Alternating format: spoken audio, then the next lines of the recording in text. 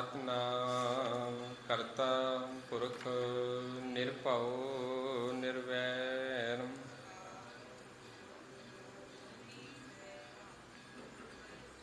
ਇਕ ਓੰਕਾਰ ਸਤਿਨਾਮ ਕਰਤਾ ਪੁਰਖ ਨਿਰਭਉ ਨਿਰਵੈਰ।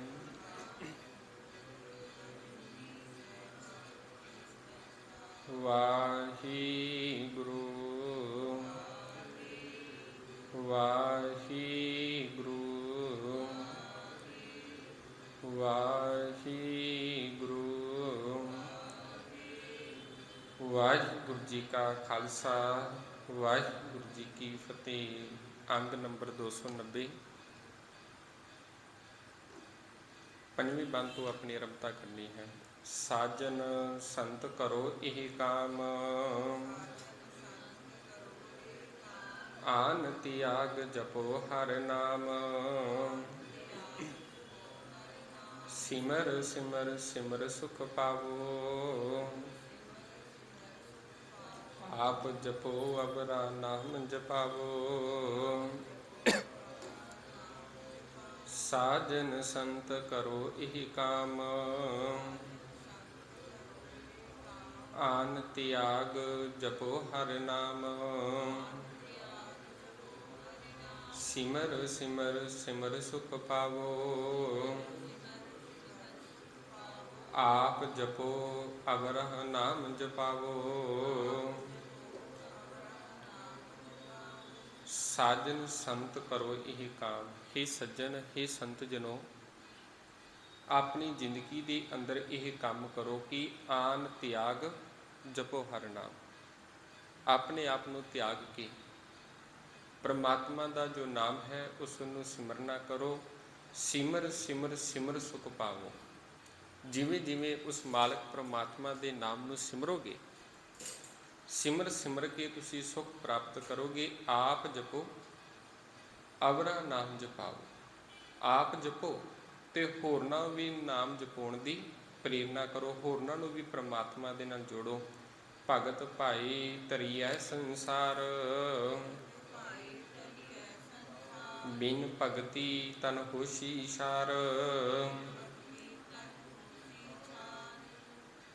ਭਗਤੀ ਦੇ ਨਾਲ ਹੀ ਇਸ ਭਵਜਲ ਸਾਗਰ ਨੂੰ ਤਰਿਆ ਜਾ ਸਕਦਾ ਹੈ। ਬਿਨਾਂ ਭਗਤੀ ਤੋਂ ਇਹ ਸਰੀਰ ਕਿਸੇ ਵੀ ਕੰਮ ਦਾ ਨਹੀਂ। ਸ਼ਾਰਦਾ ਅਰਥ ਸਵਾ ਵਿਅਰਥ ਹੈ। ਜਿਸ ਸਰੀਰ ਦੇ ਵਿੱਚ ਗੁਰੂ ਦੀ ਬਾਣੀ ਨਹੀਂ ਵਸੀ, ਜੈ ਤਨ ਬਾਣੀ ਵਿਸਰ ਜਾਏ, ਜਿਉ ਪੱਕਾ ਰੋਗੀ ਵਿਲੜਾਈ। ਜਿਸ ਤਨ ਦੇ ਵਿੱਚੋਂ, ਜਿਸ ਸਰੀਰ ਦੇ ਵਿੱਚੋਂ ਬਾਣੀ ਵਿਸਰ ਗਈ, ਪਰਮਾਤਮਾ ਦੀ ਸਿਫਤ ਸਲਾਹ ਵਿਸਰ ਗਈ, ਉਹ ਫਿਰ ਸਰੀਰ ਨੂੰ, ਤਨ ਨੂੰ, ਭਾਵੇਂ ਕੋਈ ਮਨ ਹੈ, ਉਹ ਫਿਰ ਸਦਾ ਦੁੱਖਾਂ ਦੇ ਵਿੱਚ ਹੀ ਰਹੇਗਾ। ਸੁੱਖ ਕਦੇ ਨਹੀਂ ਹੋਣਗੇ। ਇਸੇ ਪ੍ਰਕਾਰ ਬਿਲਕਦਾ ਰਹੇਗਾ ਜਿਵੇਂ ਕੋਈ ਰੋਗੀ ਰੋਗ ਦੇ ਕਰਕੇ ਬਿਲਕਦਾ ਹੈ। ਤੇ ਇਸੇ ਕਰਕੇ ਕਿਰਪਾ ਕਰਦੇ ਵੀ ਬਿਨ ਭਗਤੀ, ਭਗਤੀ ਤੋਂ ਬਿਨਾਂ ਤਨ ਸਵਾ ਹੈ, ਕਿਸੇ ਵੀ ਕੰਮ ਦਾ ਨਹੀਂ। ਸਰਬ ਕਲਿਆਣ ਸੁਖ ਨਿਦ ਨਾਮ, ਬੂਢਤ ਜਾਤ ਪਾਈ ਬਿਸ਼ਰਾਮ।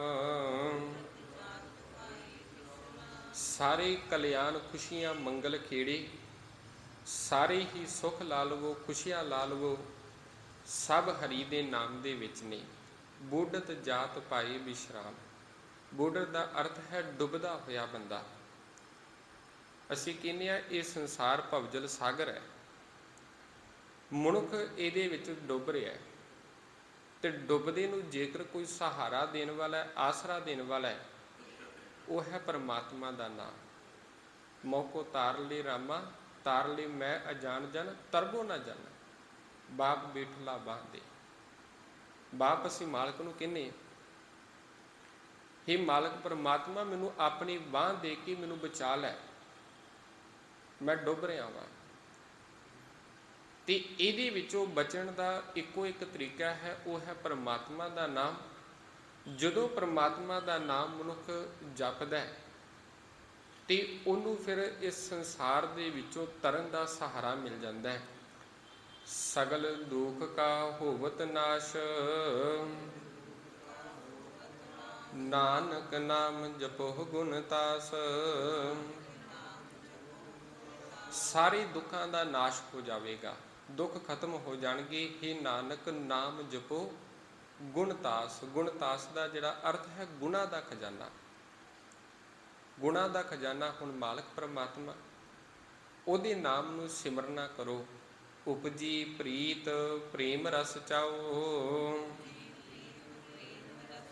ਮਨ ਤਨ ਅੰਤਰ ਇਹੀ ਸੁਆਓ। ਹੁਣ ਮਨ ਦੇ ਵਿੱਚ ਇੱਕ ਮਾਲਕ ਦੇ ਪਰਮਾਤਮਾ ਦੀ ਪ੍ਰੀਤ ਪੈਦਾ ਜਿਹਦੇ ਅੰਦਰ ਹੁੰਦੀ ਹੈ, ਚਾਉ ਪੈਦਾ ਹੁੰਦਾ, ਮਨ ਤਨ ਅੰਤਰ ਇਹੀ ਸੁਆਓ। ਫਿਰ ਉਹਦੇ ਮਨ ਦੀ ਇਹ ਰੀਝ ਲਾ ਲਵੋ, ਇਹ ਚਾਹ ਲਾ ਲਵੋ ਵੀ ਵਾਹਿਗੁਰੂ ਮੈਨੂੰ ਤੂੰ ਆਪਣਾ ਨਾਮ ਦੇ, ਤੇ ਇਹ ਨਾਮ ਮੈਂ ਆਪਣੇ ਮਨ ਵਿੱਚ ਤੇ ਤਨ ਦੇ ਵਿੱਚ ਵਸਾ ਲਵਾਂ। ਨਾਮ ਦਾ ਹੀ ਰਸ ਮੈਂ ਚੁੱਕਦਾ ਰਵਾਂ, ਚੱਖਾਂ ਸਦਾ। ਨੇਤਰੋ ਭੇਖ ਦਰਸ ਸੁਖ ਹੋਈ, ਮਨ ਬਿਕਸੈ ਸਾਧ ਚਰਨ ਤੋਈ। ਜਦੋਂ ਮਨੁੱਖ ਅਸੀਂ ਗੁਰੂ ਦੇ ਦਰਸ਼ਨ ਕਰਦਾ ਹੈ ਜਾਂ ਸਭਨਾਂ ਦੇ ਵਿੱਚੋਂ ਉਸ ਮਾਲਕ ਪਰਮਾਤਮਾ ਨੂੰ ਵੇਖਦਾ ਹੈ, ਤੇ ਉਹਨੂੰ ਹਰ ਪਾਸੇ ਸੁੱਖ ਹੀ ਨਜ਼ਰ ਆਉਂਦਾ ਹੈ। ਅੱਖਾਂ ਦੇ ਨਾਲ ਵੇਖਣ ਨਾਲ, ਦਰਸ਼ਨ ਕਰਨ ਦੇ ਨਾਲ, ਜਦੋਂ ਵੇਖਦਾ ਦਰਸ਼ਨ ਕਰਨਾ ਵੇਖਣਾ, ਸੁਖ ਹੋਈ ਫਿਰ ਸੁਖ ਹੀ ਹੈ। ਸੰਤੋ ਸੁਖ ਹੋਆ ਸਭ ਥਾਈ, ਪਾਰ ਬ੍ਰਹਮ ਪੂਰਨ ਪਰਮੇਸ਼ਰ ਰੱਬ ਰਹੀਆ ਸਭਨੀ ਜਾਈ। ਬੰਦੇ ਦੇ ਮਨ ਦੇ ਵਿੱਚ ਤਾਂਘ ਹੁੰਦੀ ਹੈ ਪਿਆਰੇ ਨੂੰ ਮਿਲਣ ਦੀ, ਤੇ ਪਿਆਰਾ ਹੈ ਗੁਰੂ। ਤੇ ਜਦੋਂ ਗੁਰੂ ਦੇ ਆ ਕੇ ਅਸੀਂ ਦਰਸ਼ਨ ਕਰਦੇ ਹਾਂ, ਤੇ ਫਿਰ ਸਾਡੀ ਜ਼ਿੰਦਗੀ ਦੇ ਵਿੱਚ ਟਿਕਾਊ ਹੁੰਦਾ ਹੈ, ਆਨੰਦ ਹੁੰਦਾ ਹੈ। ਇੱਦਾਂ ਮੰਨ ਲਓ ਵੀ ਜਿਵੇਂ ਕੁਝ ਸਮੇਂ ਦੇ ਲਈ ਸਕੂਨ ਮਿਲਿਆ ਹੋਵੇ। ਕਈ ਵਾਰੀ ਆਪਾਂ ਵੇਖਦੇ ਹਾਂ ਨਾ ਵੀ ਸੰਗਤ ਕਰ ਰਹੇ ਹੋਈਏ, ਸੰਗਤ ਦੇ ਵਿੱਚ ਬੈਠੇ ਹੋਈਏ, ਤੇ ਬੰਦੇ ਨੂੰ ਸਭ ਕੁਝ ਚਿੰਤਾ ਫਿਕਰ ਖਤਮ ਹੋ ਜਾਂਦੇ ਨੇ। ਕਈ ਵਾਰੀ ਵੀ ਇੰਨਾ ਕੁ ਮਨ ਇਕਾਗਰ ਹੋ ਜਾਂਦਾ ਹੈ, ਇੰਨਾ ਕੁ ਮਨ ਟਿਕਾਊ ਦੇ ਵਿੱਚ ਆ ਜਾਂਦਾ ਹੈ, ਟਿਕ ਜਾਂਦਾ ਹੈ, ਵੀ ਬੰਦੇ ਨੂੰ ਸਭ ਕੁਝ ਭੁੱਲ ਜਾਂਦਾ ਹੈ। ਸੁਧ ਕੀ ਨਾ ਸੁਧਰੀ, ਬੁੱਧ ਕੀ ਨਾ ਬੁੱਧਰੀ। ਭਾਈ ਗੁਰਦਾਸ ਜੀ ਉਹ ਕਹਿੰਦੇ ਜਦੋਂ ਮੈਂ ਦਰਸ਼ਨ ਕੀਤੇ, ਵੀ ਦਰਸ਼ਨ ਦੇਖਤ ਹੀ ਸੁਧ ਕੀ ਨਾ ਸੁਧਰੀ, ਬੁੱਧ ਕੀ ਨਾ ਬੁੱਧਰੀ, ਗਿਆਨ ਔਰ ਗਿਆਨ ਨਾ, ਵੀ ਨਾ ਸੁਧਰੀ ਨਾ ਬੁੱਧਰੀ, ਬਸ ਕੀ ਸਭ ਕੁਝ ਹੀ ਭੁੱਲ ਗਏ, ਇੱਕ ਦੇ ਵਿੱਚ ਲਿਵ ਲੱਗ ਗਏ। ਜਦੋਂ ਮਾਲਕ ਪਰਮਾਤਮਾ ਹਰ ਪਾਸਿਓਂ ਨਜ਼ਰ ਆਉਂਦਾ ਹੈ, ਤੇ ਜਦੋਂ ਆ ਕੇ ਦਰਸ਼ਨ ਗੁਰੂ ਦੇ ਕਰੀਦੇ ਨੇ ਜਾਂ ਉਹਨੂੰ ਹਰ ਪਾਸਿਓਂ ਵੇਖੀਦਾ ਹੈ, ਤੇ ਫਿਰ ਹਰ ਪਾਸੇ ਹੀ ਪਿਆਰਿਓ ਸੁੱਖ ਨਜ਼ਰ ਆਉਂਦਾ ਹੈ। ਮਨ ਬਿਕਸੈ, ਮਨ ਦੇ ਵਿੱਚ ਫਿਰ ਖੜਾਓ ਆਵੇਗਾ। ਕਦੋਂ? ਸਾਧ ਚਰਨ ਧੋਏ। ਜਦੋਂ ਸਾਧ ਜਨਾਂ ਦੇ ਚਰਨਾਂ ਦੀ ਧੂੜ ਲਵਾਂਗੇ, ਉਹਨੂੰ ਧੋਵਾਂਗੇ। ਭਗਤ ਜਨਾ ਕੈ ਮਨ ਤਨ ਰੰਗ, ਬਿਰਲਾ ਕਉ ਪਾਵੈ ਸੰਗ। ਹੁਣ ਭਗਤ ਜਨਾਂ ਦਾ ਮਨ ਤੇ ਤਨ ਉਹਦੇ ਨਾਮ ਦੇ ਵਿੱਚ ਰੰਗਿਆ ਰਹਿੰਦਾ ਹੈ, ਤੇ ਇਹ ਜਿਹੜੀ ਦਾਤ ਹੈ ਕੋਈ ਬਿਰਲਾ ਹੀ ਪ੍ਰਾਪਤ ਕਰਦਾ ਹੈ। ਇਹਨਾਂ ਦਾ ਸੰਗ, ਮਾਲਕ ਦਾ ਸੰਗ, ਉਹਦੇ ਸੇਵਕਾਂ ਦਾ ਸੰਗ ਕੋਈ ਬਿਰਲਾ ਹੀ ਪ੍ਰਾਪਤ ਕਰਦਾ ਹੈ। ਏਕ ਬਸਤ ਦੀਜਹਿ ਕਰਮਇਆ, ਗੁਰ ਪ੍ਰਸਾਦ ਨਾਮ ਜਪ ਲਿਆ। हे ਮਾਲਕ ਮਿਹਰ ਕਰ, ਇੱਕ ਵਸਤੂ ਮੈਨੂੰ ਦੇ। ਜ਼ਿਆਦੀਆਂ ਮੰਗਾਂ ਨਹੀਂ, ਇੱਕ ਵਸਤੂ। ਕਿ ਗੁਰ ਪ੍ਰਸਾਦ, ਗੁਰੂ ਦੀ ਕਿਰਪਾ ਦੇ ਨਾਲ ਨਾਮ ਜਪ ਲਿਆ, ਮੈਨੂੰ ਨਾਮ ਦੀ ਪ੍ਰਾਪਤੀ ਹੋਈ। ਨਾਮ ਦੀ ਦਾਤ ਗੁਰੂ ਕੋਲੋਂ ਮੰਗੀ ਹੈ। ਪਤਾ ਲੱਗ ਗਿਆ ਵੀ ਨਾਮ ਜਪਿਆਂ ਹੀ ਇਸ ਸੰਸਾਰ ਦੇ ਵਿੱਚੋਂ ਪਾਰ ਉਤਾਰੈ। ਤਾਂ ਕਿ ਉਪਮਾ ਕਹੀ ਨਾ ਜਾਈ, ਨਾਨਕ ਰਹਿਆ ਸਰਬ ਸਮਾਈ। ਉਸ ਮਾਲਕ ਦੀ ਉਪਮਾ ਕਹੀ ਨਹੀਂ ਜਾ ਸਕਦੀ, ਵਡਿਆਈ ਨੂੰ ਬਿਆਨ ਨਹੀਂ ਕਰ ਸਕਦੇ। ਨਾਨਕ ਹੈ, ਨਾਨਕ ਰਿਹਾ ਸਰਬ ਸਮਾਈ, ਜਿਹੜਾ ਸਾਰਿਆਂ ਦੇ ਵਿੱਚ ਸਮਾਇਆ ਹੋਇਆ। ਪ੍ਰਭ ਬਖਸ਼ੰਦ ਦੀਨ ਦਿਆਲ, ਭਗਤ ਵਚਲ ਸਦਾ ਕਿਰਪਾਲ। ਉਹ ਮਾਲਕ ਪਰਮਾਤਮਾ ਪ੍ਰਭੂ ਬਖਸ਼ੰਦ ਹੈ, ਬਖਸ਼ਿਸ਼ਾਂ ਕਰਨ ਵਾਲਾ ਹੈ ਤੇ ਦੀਨਾਂ ਦੇ ਉੱਤੇ ਦਇਆ ਕਰਨ ਵਾਲਾ ਹੈ, ਭਗਤ ਵਸ਼ਲ, ਆਪਣੇ ਭਗਤਾਂ ਨੂੰ ਪਿਆਰ ਕਰਨ ਵਾਲਾ, ਸਦਾ ਕਿਰਪਾਲ, ਸਦਾ ਕਿਰਪਾਲੂ ਹੈ। ਅਨਾਥ ਨਾਥ ਗੋਬਿੰਦ ਗੋਪਾਲ, ਸਰਬ ਕਟਾਂ ਕਰਤ ਪ੍ਰਤਿਪਾਲ। ਹੇ ਅਨਾਥਾਂ ਦੇ ਨਾਥ, ਹੇ ਗੋਬਿੰਦ ਧਰਤੀ ਦੇ ਪਾਲਕ, ਹੇ ਮਾਲਕ ਪ੍ਰਮਾਤਮਾ ਸਰਬ ਕਟਾਂ ਕਰਤ ਪ੍ਰਤਿਪਾਲ, ਸਾਰੇ ਹੀ ਸਰੀਰਾਂ ਦੀ ਪ੍ਰਤਿਪਾਲ ਕਰਨ ਵਾਲੇ, ਸਾਰੀ ਹੀ ਧਰਤੀ ਦੀ ਪਾਲਣਾ ਕਰਨ ਵਾਲੇ ਮਾਲਕ, ਆਦ ਪੁਰਖ ਕਾਰਨ ਕਰਤਾਰ, ਭਗਤ ਜਨਾਂ ਕੀ ਪ੍ਰਾਨੀ ਆਧਾਰ। ਹੇ ਆਦ ਪੁਰਖ, ਹੇ ਕਾਰਨ ਕਰਤਾਰ, ਹੇ ਮਾਲਕ ਪ੍ਰਮਾਤਮਾ ਭਗਤ ਜਨਾਂ ਕੇ ਪ੍ਰਾਨ ਆਧਾਰ, ਭਗਤ ਜਨਾਂ ਦੇ ਪ੍ਰਾਣਾਂ ਦੇ ਆਧਾਰ ਵਾਹਿਗੁਰੂ। ਜੋ ਜੋ ਜਪੈ ਸੋ ਹੋਈ ਪਨੀਤ, ਭਗਤ ਪਾਈ ਲਾਵੈ ਮਨ ਹੀਤ।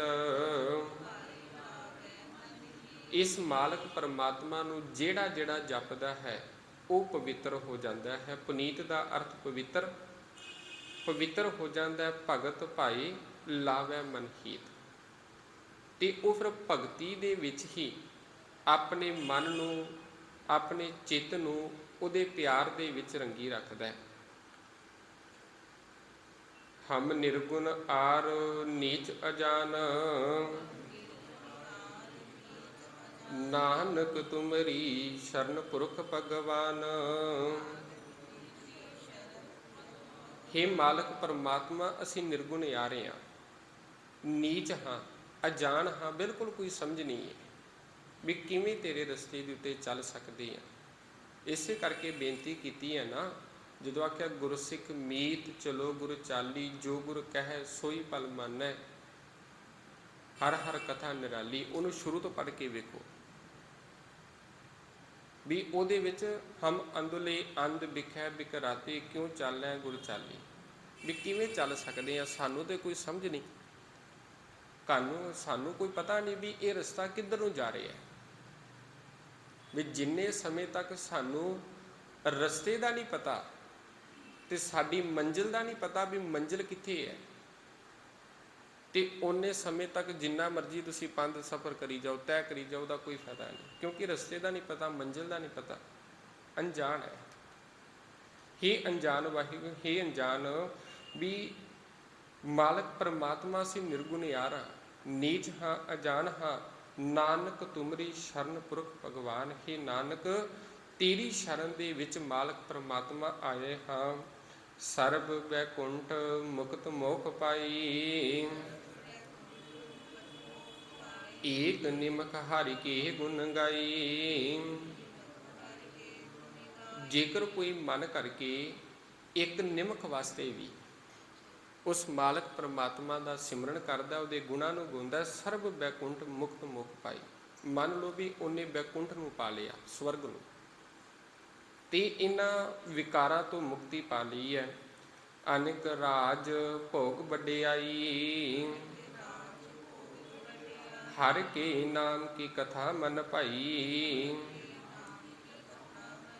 ਜਦੋਂ ਹਰੀ ਦੇ ਨਾਮ ਦੀ ਵਿਚਾਰਧਾਰਾ, ਉਹਦੀ ਸਿਫਤ ਸਲਾਹ, ਉਹਦੀਆਂ ਗੱਲਾਂ ਮਨ ਦੇ ਵਿੱਚ ਮਿੱਠੀਆਂ ਲੱਗਣ ਲੱਗ ਪੈਂਦੀਆਂ ਨੇ, ਚੰਗੀਆਂ ਲੱਗਦੀਆਂ ਨੇ, ਤੇ ਅਨਕ ਰਾਜ ਭੋਗ ਵਡਿਆਈ, ਤੇ ਉਹਨੂੰ ਫਿਰ ਮਾਲਕ ਪਰਮਾਤਮਾ ਅਨਕ ਰਾਜ ਭੋਗ ਵਡਿਆਈਆਂ ਉਸ ਮਾਲਕ ਉਸ ਨੂੰ ਬਖਸ਼ਦਾ ਹੈ।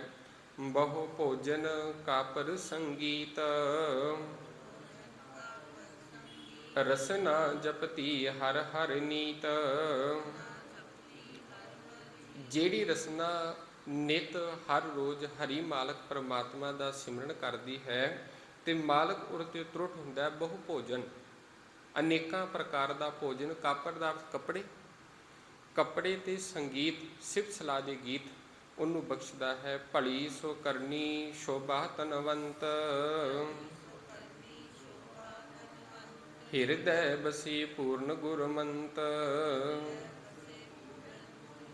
ਜਿਨ੍ਹਾਂ ਦੇ ਹਿਰਦੇ ਦੇ ਵਿੱਚ ਗੁਰੂ ਦਾ ਮੰਤਰ ਵਸ ਗਿਆ, ਉਹਨਾਂ ਦੀ ਕਰਨੀ ਵੀ ਭਲੀ ਬਣ ਜਾਂਦੀ ਹੈ ਤੇ ਉਹ ਫਿਰ ਸ਼ੋਭਨੀਕ ਹੋ ਜਾਂਦੇ ਨੇ ਤੇ ਧਨਾੜ ਹੋ ਜਾਂਦੇ ਨੇ। ਸਾਧ ਸੰਗ ਪ੍ਰਭ ਦੇਹੋ ਨਿਵਾਸ, ਸਰਬ ਸੁਖ ਨਾਨਕ ਪਰਗਾਸ।